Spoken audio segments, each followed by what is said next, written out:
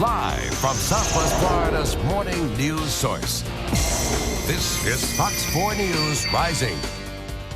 Well, I'm here with Patrick Logue from Barkbusters, and he's brought along his canine friend Jake. And you know, the holidays are a week away. Everybody's going to be coming over for that turkey. You got the in-laws, so you don't want the dog barking, jumping, running to the door, eating the Thanksgiving bird. Right. That's where you guys come in. That's where we come in. We want to make sure that every family member, including the dog, is well behaved. We want to make sure that the relationship between the owners and their dog is not that of a strained family member that you have to invite over and you endure during the holiday times. But it is about making sure that we communicate with him properly so that way your dog can understand the rules of your house. Yeah. What Barkbusters does is we give you the tools, the best tools, to be able to communicate whatever rules you want. And those tools are all verbally, and you've got some holiday tips for us as well this morning. Right. The tools in terms of communication are through your body language and voice tones, but some of the tips we have are quite simply, a tired dog is generally a well-behaved dog. So while you're getting the turkey ready, take your dog out for a nice long walk, or if it's a puppy, play a lot of fetch with it. And for about 30 minutes of fetch, or as long as the puppy can last, and probably by the time the turkey's done and the people are ready to come on in, they'll be ready to pass out and just enjoy themselves. After that turkey's done, make sure that, getting a little out of line, prevent decorating disasters. The easy way to do that is just make sure any of the breakable stuff is out of the level of a dog. Jake is a fairly medium-sized dog, and his tail is just above coffee table height. Yeah. So you want to make sure you don't have anything fragile at coffee table height for when he does get happy and excited and he starts wagging his tail. No candles, no decorations, no Christmas ornaments down glass that decorations, and things like that. You want to make sure that everything is, well, preventive, just as though you would have a toddler just learning how to walk. You want to make sure that everything is safe for everybody. The dog really is like a young little kid. You got to teach him the rules. And you, like you said, you do it all vocally. So you do like a growl, and that's the best way to get dogs to understand you? Well, if dogs are issuing a warning, whether it be to us if we're trying to take a bone away from them, or if it's giving a warning to, I don't know, maybe a burglar or another dog, right, they tend to growl. Those are how dogs warn, and they growl by using, well, their voice, but also they change their body language. They get a little they kind puffier. of beef up, I'm strong. Look how big and tough I am.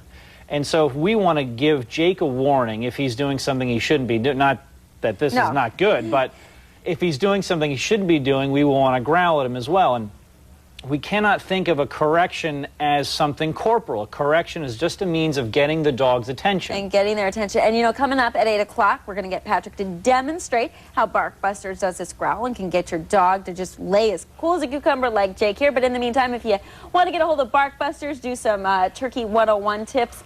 Barkbusters is at 500-2275. That's 877-500-2275 or barkbusters.com. Patrick, thanks so much. Thank you very much. And Jake, of course, Of course, Jake.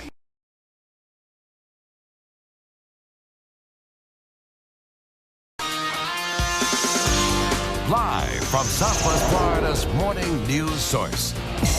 This is Fox 4 News Rising. Well, I'm here with Patrick Logue and Jake from Barkbusters. And Thanksgiving family's coming to town. And Jake, want to play? Want to play? If your dog gets all riled up and excited when the company comes, or just wants to play, Patrick Logue can help you calm him down. How do we get Jake calm? And on vocal command, he does calm down. And the human loses his mic. We'll teach you a new trick on how to keep that on there. But just one vocal command got Jake seated and calm. And that's what Barkbusters is all about. It's about communication. If we are literally not speaking the same language, it's going to be awfully difficult to learn from one another. What Barkbusters does is we come to your home, we teach you in a matter of hours the best way to communicate with your dog that does not involve any physical pain. So no prong collars, no shock collars. Other trainers might call that power steering. Okay. But we also don't use any clickers or treats. So we don't use any kind of gas pedal or accelerator. There's nothing artificial going on. It's body language and voice tones. And then the dog is in its own environment, it's trained, and it knows how to respond to your body language. So in any situation, holidays, out in the park, the postman, they can behave. Fair to say that anytime your dog is out and about, one of the owners should be with the dog. Right. Otherwise, you have a lost dog. This is true. This is exactly why we train our clients, the people in the house, how to communicate with their dog. We don't train dogs. We teach our clients how to train their own dog, because at the end of the day, the dog trainer leaves. Yes. And so it's the people. Right, and the dog needs to be responsive to the owners, not just the trainer. And you have some holiday tips for us. There's a lot of different things that can get any pet into trouble over the holidays with all that company, right. The food, the decorations. What do you recommend? A very simple one is tinsel's not good. We're going to kind of zip through these. Prevent decorating disasters. Make sure when you put that holiday tree up, make sure it's maybe really secured to either the wall or even the ceiling if you have a lot of things going on. Evergreens are not good for curious dogs.